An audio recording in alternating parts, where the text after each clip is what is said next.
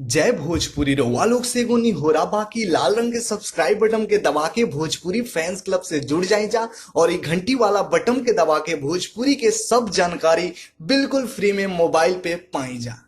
नमस्कार दोस्तों, आप सभी लोगों का स्वागत है एक बार फिर से हमारा चैनल पीएस फैंस क्लब में। दोस्तों लेकर आ चुके हैं काफ़ी बड़ी और बहुत ही अच्छी अपडेट जिससे आप लोगों को जानकर बहुत ही ज़्यादा खुशी होगी। तो वीडियो में लास्ट तक बने रहिएगा। चैनल पे नए हैं सब्सक्राइब कर लीजिएगा, बेल आइकन कॉल पे सिलेक्ट करके वीडियो को लाइक करिएगा और ज़्यादा से ज़्यादा इस वीडियो को शेयर करिएगा ताकि पावर स्टार पवन सिंह जी के हर एक फैंस के पास ये वीडियो जा सके।